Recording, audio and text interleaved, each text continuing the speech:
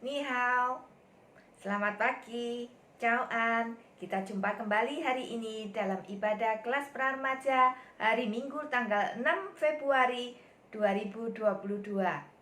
Untuk adik-adik yang merayakan Hari Raya Imlek, Lose ucapkan Kung Si Singyen, Kung Si Fak Jai. Artinya, selamat tahun baru, semoga banyak berkat. Nah, adik-adik, hari ini kita akan bersama-sama beribadah. Sebelum memulai ibadah, Lose mengajak kita untuk berdoa dulu. Bapa di surga, terima kasih kalau pada pagi hari ini kami diberi kesempatan untuk berkumpul beribadah bersama-sama di dalam ibadah kelas praremaja. Tuhan Yesus, kami percaya pada hari ini juga kami akan belajar dan menerima berkat melalui firman Tuhan yang akan disampaikan. Bapa di surga, izinkan kami juga untuk memuliakan Tuhan melalui puji-pujian yang kami panjatkan. Di dalam nama Tuhan Yesus kami berdoa dan mengucap syukur. Amin. Adik-adik, mari kita memuliakan Tuhan melalui puji-pujian berikut.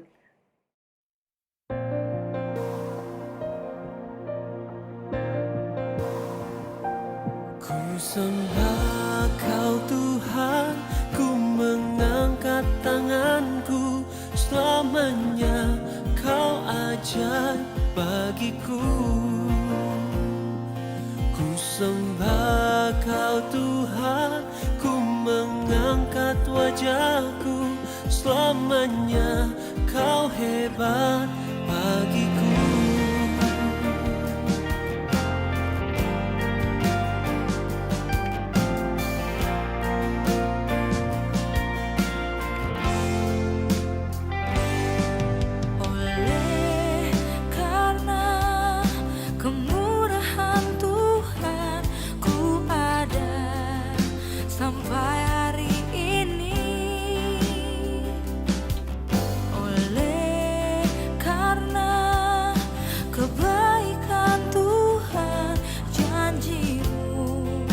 Terjadi bagiku. Ku sembah Kau Tuhan, ku mengangkat tanganku. Selamanya Kau ajaib bagiku. Ku sembah Kau Tuhan, ku mengangkat wajahku. Selamanya Kau hebat bagiku. Selamanya Tuhan, Kau hebat bagiku. Hebat bagiku.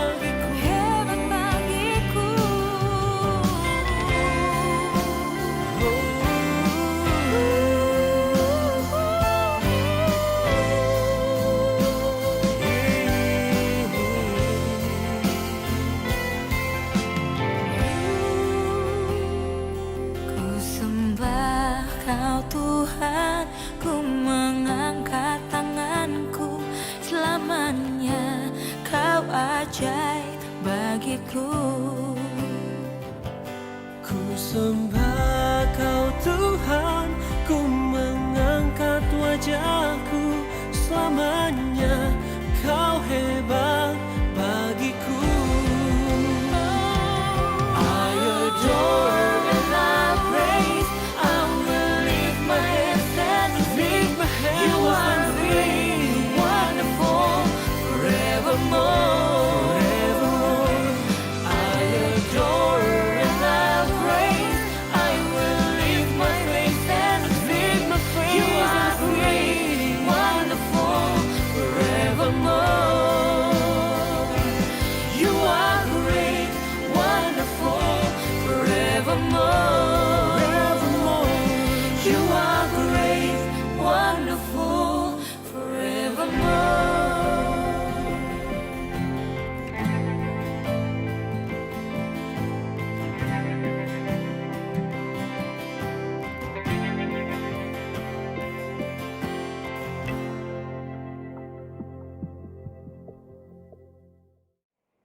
Adik-adik, sebelum mendengarkan firman Tuhan, Lose mengajak kalian untuk merendahkan diri di hadapan Tuhan. Mari kita berdoa. Bapa di surga, terima kasih kalau kami diberi kesempatan untuk belajar akan firman Tuhan. Mohon Tuhan urapi Lose yang akan bercerita supaya dapat bercerita dengan baik sesuai dengan kehendak Tuhan dan juga dapat dipahami oleh adik-adik. Kami juga berdoa, mohon Tuhan mencurahkan Roh Kudus untuk adik-adik yang mengikuti ibadah online di rumah. Tuhan bukakan hati dan pikirannya supaya dapat berkonsentrasi penuh dan juga dapat memahami akan firman Tuhan sehingga dapat mengerti apa yang Tuhan sampaikan melalui cerita hari ini dan dapat melakukannya di dalam kehidupan sehari-hari. Terima kasih Tuhan, di dalam nama Tuhan Yesus kami berdoa dan mengucap syukur. Amin. Adik-adik, hari ini Lose akan menyampaikan sebuah materi yang berjudul Aku adalah ciptaan Tuhan yang unik. Unik artinya tidak ada duanya, istimewa. Ya. Nah, adik-adik, sebelum Lose memulai cerita, Lose akan mengajak kalian untuk melihat cerita dari seorang kakak ya. Kakak ini pekerjaannya adalah membuat game. Nah, tentu kalian penasaran apa yang harus dilakukan seseorang yang akan membuat game. Apa saja dan bagaimana prosesnya ya. Mari kita melihat bersama-sama. Hai teman-teman, nama aku Tirsa. Sementara ini aku bekerja sebagai freelancer game developer. Biasanya kalau aku mau membuat game, hal pertama yang aku lakukan adalah mencari ide. Mencari ide seperti apa? Nah, aku harus mencari ide bagaimana game yang akan aku buat itu tidak membosankan. Contohnya seperti tembak-tembakan. Kalau seperti tembak-tembakan aja kan udah sering ya dimainkan. Jadi aku harus membuat game yang tembak-tembakan tapi sesuatu yang baru, seperti kayak ada tembak-tembakan air atau bisa sambil terbang kayak gitu, supaya hal yang baru dan tidak membosankan. Setelah aku mendapatkan ide, aku harus mengkonsep seperti arenanya mau gimana, tembaknya mau tipe gimana juga, terus karakternya, nama karakter, musuhnya, dan sebagainya. Terus kalau sudah dapat konsep, aku harus merealisasikan. Nah, merealisasikan ini juga bertahap. Dari misalnya buat karakter dulu, terus buat animasinya, baru diekspor ke engine yang untuk membuat game, kayak untuk kalau mau lompat mencet apa seperti itu. Terus kalau sudah semua, ada juga pembuatan musik supaya gamenya nggak boring, ada lagunya. Nah, kalau sudah seperti itu baru deh gamenya bisa jadi. Seperti itu guys. Nah, kalian sudah mendengarkan apa yang dipaparkan oleh kakak Tirsa di dalam proses pembuatan sebuah game. Nah, adik-adik, demikian juga dengan cara kerja Allah kita di dalam menciptakan manusia.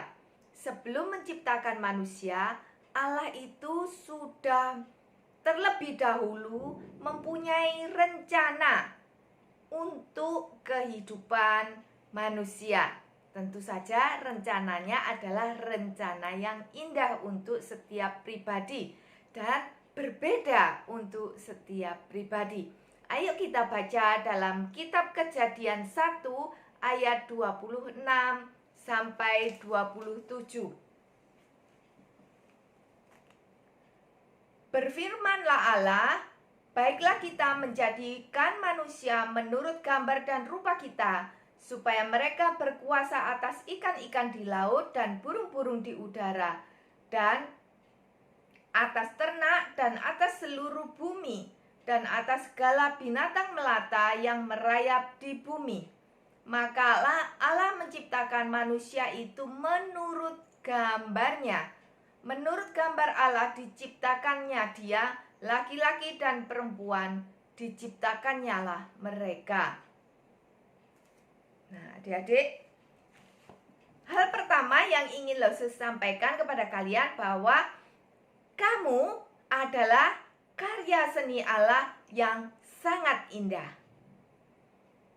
Dikatakan sangat indah karena sebelum kita dikandung oleh ibu kita, Tuhan itu sudah mengenal kita. Jadi sebelum kita dijadikan ya, dikandung di dalam ibu kita, di dalam kandungan ibu kita, Tuhan itu sudah mengenal kita. Tuhan itu sudah mempunyai ide dan konsep akan diri kita. Misalnya, Tuhan itu sudah mempunyai ide ya. Oh, nanti yang akan lahir ini nanti hidungnya mancung. Kemudian matanya gak terlalu lebar, juga gak terlalu kecil. Kemudian rambutnya ikal. Nah, Allah sudah mempunyai rencana dan gambaran untuk makhluk yang akan diciptakan. Dan lebih dari itu, bukan hanya postur dan bentuk tubuh ya, tetapi Allah juga merencanakan untuk kehidupan setiap pribadi ya. Hidup kita sudah direncanakan oleh Allah sebelum kita dijadikan. Jadi kita ini ada di dunia bukan sekedar ada atau kebetulan lahir di dunia, kan ya, tetapi dengan sungguh-sungguh sudah dirancangkan, sudah dikonsepkan ya, seperti yang dikatakan Kakak Tirsa itu ada idenya baru dikonsepkan. Nah, Allah juga gitu. Allah sudah punya gambaran akan kujadikan seperti apa manusia ini. Misalnya Erni ya, akan kujadikan seperti apa Erni ini. Akan kujadikan matanya rada sipit-sipit, kemudian rambutnya lurus, tidak ikal ya. Kemudian wajahnya bunder, pipinya rada tembem, rada cerewet. Nah, Tuhan sudah punya ide untuk semuanya itu. Dan Tuhan juga sudah mengkonsepkan dia akan tinggal di sini, dia akan lahir di keluarga ini, dia mempunyai sifat ini, dan juga lebih dari itu, dia akan mempunyai kehidupan yang seperti ini. Nah, bukan hanya menciptakan saja, tetapi Tuhan juga memberikan pertumbuhan kepada setiap makhluk yang diciptakan. Nah, coba kalian pikirkan, mulai dari bayi kalian dilahirkan sampai hari ini sudah berapa tahun kalian tinggal di dunia? Ada yang mungkin 13 tahun, 14 tahun, mungkin ada yang 15 tahun ya. Nah, adik-adik, selama itu juga Tuhan sudah memeliharakan kita, memberikan pertumbuhan. Kalau Lose, wah sudah 50 tahun dipeliharakan sama Tuhan ya. Dan sudah tidak bertumbuh lagi, tidak bertambah tinggi, tapi bertambah gemuk ya. Nah, adik-adik, itulah yang dilakukan Tuhan sebelum menciptakan. Tuhan sudah mempunyai ide dan konsep, dan juga Tuhan memeliharakan setiap ciptaannya. Di dalam kitab Yeremia 1 ayat 14 dikatakan, sebelum aku membentuk engkau dalam lahir ibumu, aku sudah mengenal engkau ya. Nah, hal kedua yang hendak Lose sampaikan yaitu kamu lebih mulia daripada ciptaan Allah yang lainnya. Kok lebih mulia bagaimana? Ayo, kalau kita lihat semua ciptaan Allah itu memang memiliki kelebihan. Contohnya ya, binatang harimau misalnya ya. Nah, dia dapat berlari dengan sangat cepat. Itu kelebihannya harimau. Kemudian misalnya gajah. Dia diciptakan memiliki kelebihan yaitu badannya kuat. Itu kelebihannya gajah. Tetapi manusia mempunyai kelebihan yang lebih mulia daripada makhluk ciptaan yang lain. Karena manusia diciptakan dengan memiliki kelebihan dari segi rasional dan akal budi. Rasional maksudnya begini, kita diciptakan memiliki kemampuan untuk berpikir. Sehingga dengan kemampuan kita, kita dapat memahami firman Tuhan. Ya, kita diberikan kelebihan, ya. Sehingga kelebihan inilah yang disebut kita lebih mulia. Hal yang lain yaitu kita diberikan akal budi.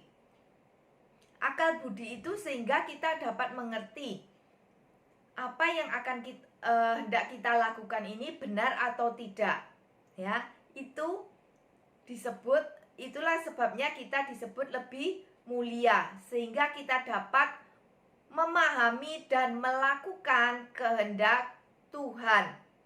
Ya, itu yang diinginkan Tuhan, karena kita diciptakan lebih mulia dari makhluk yang lain. Contohnya kita diberi kemampuan kemuliaan ini untuk memuliakan Tuhan, juga kita diberi kesempatan untuk berdoa, ya. Nah, itulah sebabnya kita disebut lebih mulia dari semua ciptaan Tuhan. Hal yang ketiga yang hendak Yesus sampaikan bahwa kamu adalah ciptaan Tuhan yang istimewa. Disebut istimewa kenapa? Karena di dalam proses penciptaan itu saja manusia itu sudah diciptakan istimewa daripada ciptaan yang lainnya. Kalau kalian pelajari ya, dalam proses penciptaan, Tuhan menciptakan segala sesuatu itu hanya berdasarkan firman. Kalian ingat ya, ketika Tuhan hendak menjadikan terang, maka Tuhan berfirman, jadilah terang. Maka terang itu jadi, hanya melalui firman saja. Kemudian ketika Allah hendak menciptakan matahari, bulan, dan bintang-bintang, maka dia pun hanya melalui firman saja. Jadilah benda-benda penerang langit. Kemudian jadi, ya, hanya melalui firman saja. Ketika Allah berfirman, hendaklah bumi mengeluarkan tunas-tunas muda, maka jadilah tumbuh-tumbuhan. Ya. Nah, ketika hendak menciptakan hewan, maka Allah pun hanya berfirman saja. Jadilah binatang-binatang yang berkeriapan di air dan burung-burung yang terbang di udara, hanya melalui firman saja. Nah, ketika Tuhan menciptakan manusia, maka dia melakukan suatu hal yang berbeda. Ayo kita lihat di kitab Kejadian 2 ayat 7. Kejadian 2 ayat 7. Ketika itulah Tuhan Allah membentuk manusia itu dari debu tanah dan menghembuskan nafas hidup ke dalam hidungnya. Demikianlah manusia itu menjadi makhluk yang hidup. Nah, adik-adik, berarti di dalam tubuh kita itu bukan hanya sekedar tubuh saja, tetapi di dalamnya juga ada roh. Roh inilah yang dapat menghubungkan kita dengan Allah. Ya, nah itulah yang membuat kita istimewa daripada ciptaan Tuhan yang lainnya. Hal lain yang istimewa bahwa tubuh kita ini adalah juga karya seni Tuhan yang unik dan sempurna. Ya, sempurna. Kalau kalian lihat ya, bahwa kita diciptakan memiliki panca indera. Kita dapat melihat dengan mata kita, kita dapat merasakan ciptaan Tuhan seperti buah-buahan manis, segar dengan indera pengecap kita. Kita juga dapat mendengarkan kicauan burung-burung, ya, ciptaan Tuhan yang lainnya. Lebih daripada itu, Tuhan juga memberikan kita kemampuan yang lain, yaitu Tuhan memberikan kita kemampuan untuk berprestasi dengan tubuh kita. Misalnya prestasi dalam olahraga, juga misalnya juga prestasi di dalam ilmu pengetahuan. Dan juga Tuhan pun memberikan kita keistimewaan, yaitu dapat bersosialisasi dengan sesama kita. Ya, dengan bersosialisasi maka kita bisa punya teman, kita bisa berbincang-bincang, kita juga dapat curhat ya, kita juga bahkan dapat memberikan semangat kepada sesama kita yang mungkin lagi patah semangat, putus asa. Kita pun dapat memberikan semangat. Juga kita pun dapat mengajak mereka untuk menjadi lebih dekat kepada Tuhan, mengenal Tuhan ya. Nah, adik-adik, manusia itu juga diciptakan unik. Kalau saya katakan tadi, unik itu tidak ada duanya ya. Istimewa karena tidak ada duanya ya. Edisi terbatas. Nah, saya ceritakan ya, bahwa tidak ada seorang manusia ini pun yang sama di dunia ini. Bahkan orang kembar pun tidak sama. Saya pernah punya teman anak kembar identik ya. Kalau dilihat wajahnya sama, mirip sekali ya. Nah, ternyata masih ada bedanya. Yang satu punya tai lalat, yang satu tidak ada tai lalatnya. Dan kalau diamati lebih jauh lagi, ternyata suaranya juga berbeda ya. Nah, meskipun kembar identik pun ternyata tidak sama persis ya, tetap ada bedanya. Itulah disebut manusia ini istimewa, unik ya. Nah, adik-adik, di dalam Mazmur 139 ayat 13 sampai 14 dikatakan, sebab engkaulah ini maksudnya Tuhan ya, sebab Tuhanlah yang membentuk buah pinggangku, menenun aku di dalam kandungan ibuku. Aku bersyukur kepadamu, kepada Tuhan maksudnya, oleh karena kejadianku yang dahsyat dan ajaib. Jadi kejadiannya kita, kelahiran kita di dunia ini, kita ada di dunia ini, itu adalah sesuatu yang dahsyat dan ajaib.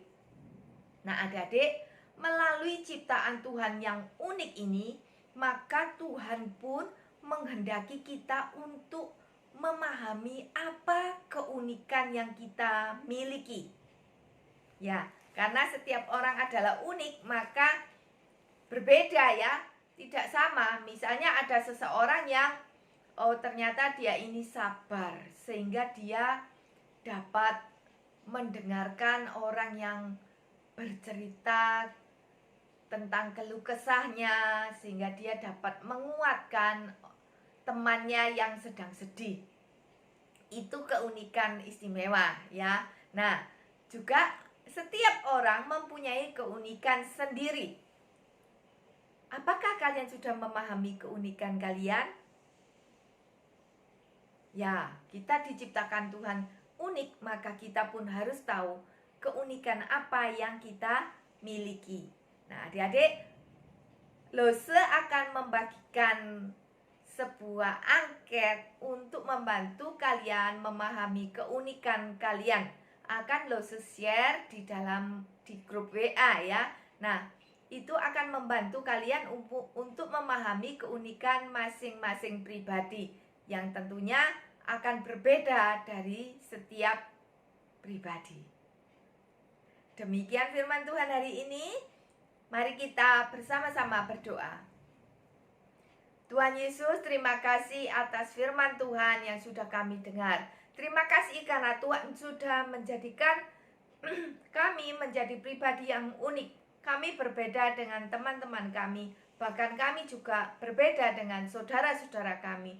Tuhan ajarkan kami untuk memahami keunikan diri kami, keistimewaan yang Tuhan berikan kepada diri kami. Tuhan, tolonglah kami supaya kami pun dapat mempergunakan keunikan kami untuk kemuliaan Tuhan. Di dalam nama Tuhan Yesus kami berdoa dan mengucap syukur. Amin. Adik-adik, kesempatan hari ini kita juga akan memberikan persembahan Kita memuji Tuhan dengan lagu berikut ini.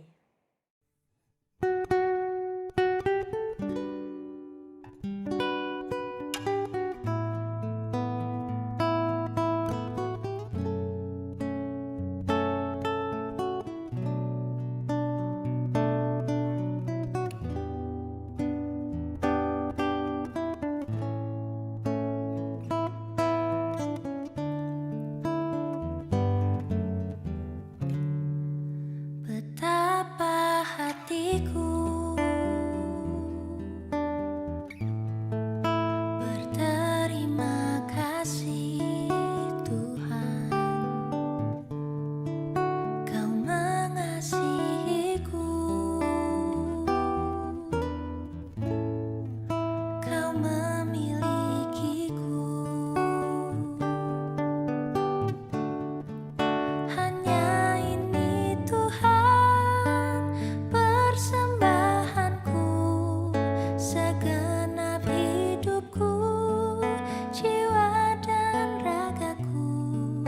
Sebab tak ku miliki harta kekayaan yang cukup berarti untuk ku persembahkan. Hanya ini Tuhan permohonanku, terimalah Tuhan persembahanku. Pakailah hidupku sebagai alatmu seumur hidupku.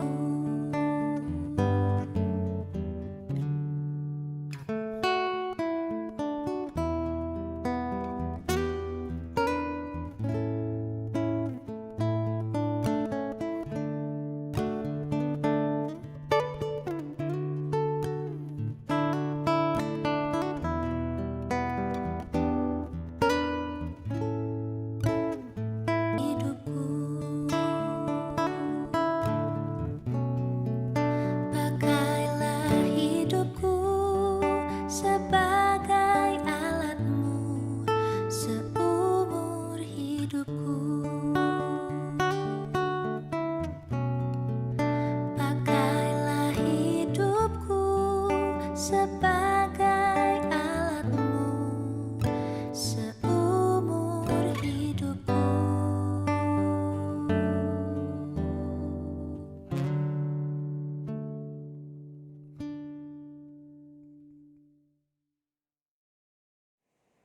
Sebelum kita berdoa untuk persembahan kita, Lose akan menyampaikan beberapa pengumuman. Nah, minggu lalu Lose sudah membagikan angket untuk diisi, ditunjukkan kepada orang tua ya. Nah, adik-adik, memang rencananya pada bulan Maret gereja akan membuka ibadah onsite untuk kelas besar saja. Artinya kalian bisa beribadah di gereja, tapi khusus untuk kelas madya dan praremaja saja. Tentu saja ini harus disetujui oleh orang tua. Nah, sedangkan untuk adik-adik yang orang tuanya tidak mengizinkan, tetap ada ibadah online. Jadi untuk adik-adik yang tidak diizinkan, tetap bisa beribadah secara online ya. Nah, akan dimulai pada awal bulan Maret ya. Kalau adik-adik belum jelas bisa chat di WA-nya Lose.